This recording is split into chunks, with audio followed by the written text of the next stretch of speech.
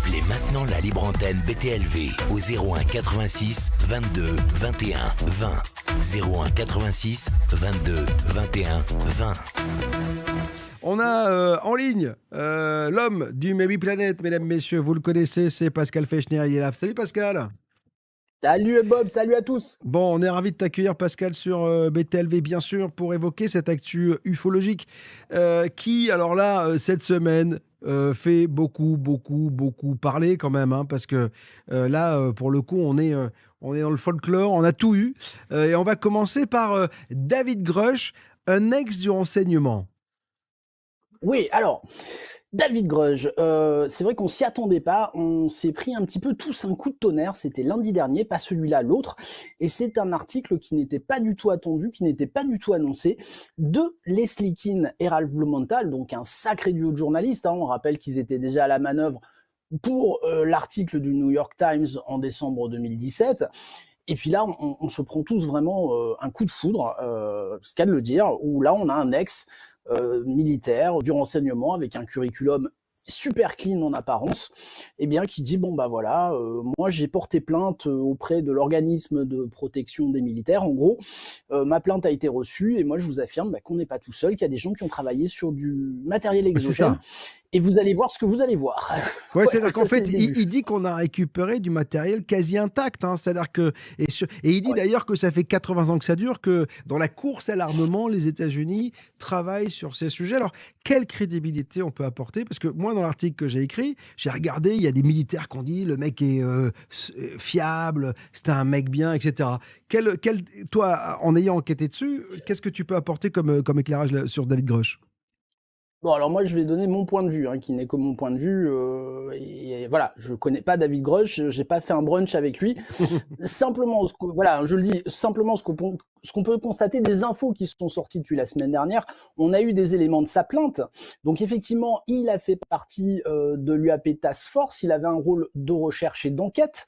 Il s'est retrouvé face à des impasses par rapport à des informations qu'il a demandées à certains services sur des programmes UAP. Il semblerait que certaines de ces habilitations ont été rognées au fur et à mesure. Il s'en est plaint auprès de son administration et sa plainte a été jugée recevable. Il faut savoir aussi qu'il a démissionné de l'armée américaine en avril de cette année et que tout ce qu'il dit, eh bien, ça a été visionné et validé par l'armée. Voilà, ça c'est une chose. Donc, on peut se poser la question, mais est-ce que l'armée, si elle cachait réellement du matériel exogène, des corps ou même des extraterrestres vivants, est-ce qu'elle accepterait que quelqu'un le dise comme ça, face antenne? Ça, c'est quand même une vraie question.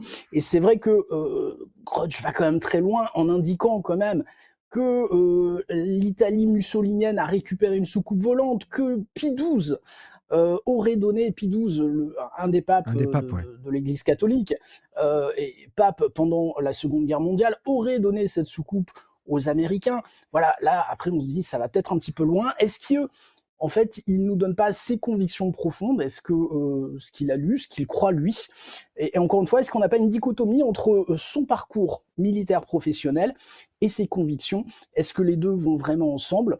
Il n'a aucune, mais pas aucune, enfin vraiment pas le début d'une preuve de ce qu'il annonce. Donc là, ça fait un petit peu tâche, je trouve. Alors, quelques jours après, on a pu apprendre, et j'en ai fait un papier, que la Chambre des représentants des États-Unis allait tenir une audience sur les affirmations de David Grusch. Il y a un truc qui est quand même vachement bien, Pascal, dans cette histoire, c'est que ça fait bouger les lignes, là encore. C'est-à-dire que ça provoque l'intérêt, ça bouge. Est-ce que ça va encore une fois accoucher d'une souris? Ouais, alors ça, je suis d'accord avec toi. Le gros intérêt, c'est qu'aujourd'hui, bien quelque part, on officialise, Voilà. si besoin était, le fait que l'armée, en tout cas qu'une certaine frange de l'armée, bien semble créer des programmes sans en informer le Congrès, faire ça de façon un petit peu clandestine. C'est pas comme ça que marche la démocratie américaine. Maintenant, le Congrès, si besoin était, il faut savoir qu'il a déjà été auditionné par le Congrès, par certaines cellules du Congrès, hein, de longues heures, hein, d'après ce qu'il dit. Ouais. Là, le Congrès disant, on va faire une nouvelle audition. Mais enfin, on va quand même rappeler, et ça c'est important, que cette audience va être pilotée par un certain Tim Burchett, qui n'est pas un inconnu, hein, qui est quelqu'un qui ne fait pas partie des commissions de renseignement du Congrès, qui fait beaucoup de bruit en disant le gouvernement nous cache des choses. Hein, il est quand même très très très punchy là-dessus, et c'est lui qui va piloter cette audience, donc on peut se demander si elle n'est pas déjà un petit peu orientée, si elle sera factuelle ou si elle sera pas complètement à charge, ou même complètement orientée, on a des ovnis et on nous les cache. Et alors, que penses-tu du fait que, effectivement, au début, visiblement, l'information qu'il donne, elle a été, il a pu la donner que ses pairs étaient au courant et que ça a été, qu'il avait l'aval pour donner ces informations? Alors Suzanne Gog, la porte-parole du Pentagone, a éclairci un petit peu les choses. Elle a dit, enfin en tout cas le Pentagone a voulu vérifier qu'aucune information classifiée n'était transmise par l'intermédiaire de cet ancien militaire. C'est le cas. Enfin, pour autant, chacun peut s'exprimer sur ses convictions profondes, et là, l'armée ne fait pas de censure. Si quelqu'un veut affirmer que les extraterrestres existent, bien qu'il le fasse.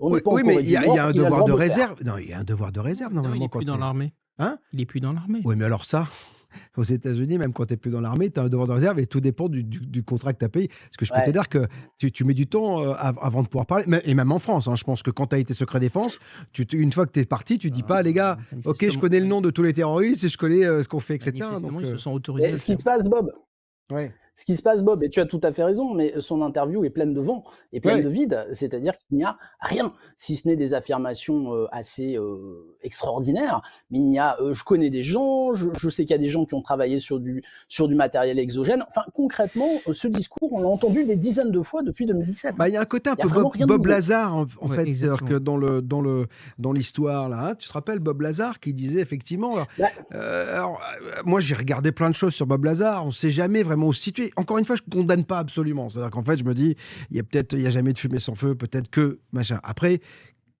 de là à là, il y a un gap monstrueux. Donc, mais j'ai l'impression qu'on est un peu dans ce cas-là, donc de quelqu'un qui... Après, quel est l'intérêt pour David Grusch de parler là? Est-ce que tu as essayé de voir? Alors, moi, mon avis, alors encore une fois, c'est mon avis sur la question, c'est qu'il est totalement sincère dans les déclarations. Mais c'est ça qu'il faut. C'est-à-dire, il est vraiment convaincu. Et chez Blumenthal, il est quand même, il est clean, quoi. Donc voilà. Non, mais je pense que c'est un patriote quelque part. Et il veut donner sa vérité parce que ça lui paraît important que le peuple américain sache. Mais enfin, pour autant, à annoncer des faits aussi extraordinaires, il faudrait des débuts de preuves. Et là, on n'a vraiment rien de rien. Encore une fois, c'est un discours qu'on peut entendre de beaucoup d'ufologues, dans beaucoup de repas, dans beaucoup de symposiums. Il n'y a pas vraiment de contenu nouveau dans ce qu'annonce Grudge, si ce n'est son curriculum qui est un peu plus étayé que d'habitude. Ouais. Alors, on va continuer à parler de cette sphère ufologique parce que j'ai appris, j'en ai fait tout de suite un article, parce que tout le monde s'est jeté dessus, bien sûr. C'est ce qui s'est passé à Las Vegas. Une famille de Las Vegas signale des extraterrestres dans la cour de leur maison. On a posté sur btlv.fr la discussion, l'appel du 911 de cette famille. On a aussi montré la vidéo prise par la caméra du flic. Aux États-Unis, ils ont tous une caméra sur la poitrine, et donc ils filment effectivement un truc bleu dans le ciel, etc. Alors, quid de cette histoire, Pascal? Alors, plusieurs choses. Il faut savoir que cette histoire est sortie la semaine dernière, semaine de la sortie de Grudge. Donc, bon, voilà, on va dire que le terreau médiatique était là pour... La première fois, c'est en avril. C'est-à-dire qu'en fait, ce qui s'est passé visiblement, c'est en avril. C'est ça. Et ça a été... et c'est sorti la semaine dernière. C'est ça. C'est un peu le problème. Il faut savoir que cet événement ne s'est pas passé la semaine dernière, mais s'est passé dans la nuit du 30 avril au 1er mai. Donc, c'est-à-dire que ça fait 1 mois et demi. Donc, si vraiment ça avait été si exceptionnel, et Knapp étant sur le coup, Georges Knapp étant sur le coup, pourquoi on met 1 mois et demi pour sortir cette affaire? Bon, ça c'est une première chose. D'autre part, il y a quand même, je pense, une décorrélation, puisque les images qu'on voit de la caméra de surveillance du policier, c'est une entrée atmosphérique, mais comme on en voit souvent, en termes de vitesse, en termes de trajectoire, en termes de lumière, très concrètement, il n'y a rien d'exceptionnel. C'est joli, mais c'est pas exceptionnel. Et on fait coller cette rentrée atmosphérique avec un témoignage d'un jeune, parce que les parents n'ont pas vu la créature qui est décrite par le jeune. C'est un jeune qui voit dans sa cour une créature de 3 mètres avec des grands yeux, il est immobilisé. Voilà, mais on n'a aucune photo, aucune vidéo de cet être, si ce n'est cette vidéo que tu as peut-être vue toi aussi ce matin, qu'on fait tourner en nous disant, ça c'est une vidéo de surveillance qui a été prise, mais c'est un grossier effect, très précisément.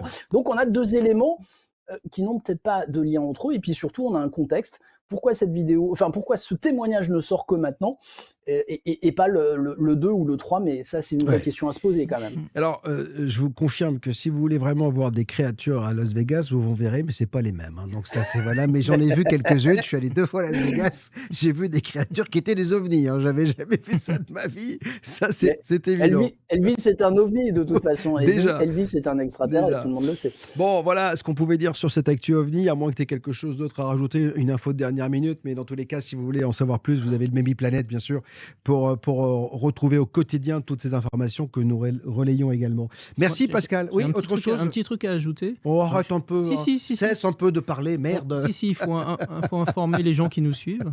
Non, je suis archi d'accord avec tout ce qu'a dit, Pascal. Dans l'affaire David Grusch, il y a une chose. D'abord, il a bien sûr aucune preuve. Deuxièmement, il n'a rien vu lui-même. Il ne fait que rapporter des gens qui lui auraient dit avoir vu. Donc c'est pour ça que moi je crois aussi, comme Pascal, à sa sincérité. Je pense que des gens lui ont raconté des trucs et qu'il les croit. Voilà. Après, allez regarder du côté des gens qui étaient ses responsables hiérarchiques et ses chefs quand il était militaire. Ouais. Et là, tu vas tomber sur un certain nombre de gars qui sont des militaires, mais qui sont très copains avec Bigelow, qui sont très copains avec l'histoire du Skinwalker Ranch, qui ici ou là, dans les médias, ont fait des documentaires, disons qu'ils avaient vu des trucs bizarres. Enfin, des gens qui sont à fond dans l'ufologie. Alors, voilà. Non, c'est juste une piste. À propos de cette sphère, sachez que j'ai reçu James Ray Hudson, qui est l'homme du Mido Project, parce que il y a une clairière qui à nouveau, enfin, qui fait parler d'elle, hein, et dans laquelle il semble qu'il y ait des observations d'OVNI, du Bigfoot, etc. Donc je l'ai reçu, et l'émission sera en ligne, je crois, la semaine prochaine ou la semaine d'après, parce que c'était en traduction simultanée. On ira l'an prochain parce que je sais où elle est. Bah, mais voilà, j'ai trouvé où elle était. Tu m'avais envoyé le plan. Ouais. Et je l'ai mis à l'antenne, donc voilà, tout en disant... on ne dit pas où c'est. Tout en ne disant pas où c'était. Non, on ne disant pas où c'est. Mais on l'a trouvé. En tout cas, Jocelyn l'a trouvé.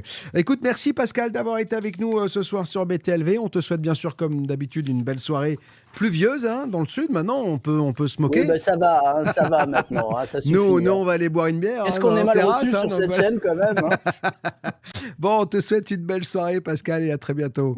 Salut. Ciao. Appelez maintenant la libre antenne BTLV au 01 86 22 21 20. 01 86 22 21 20.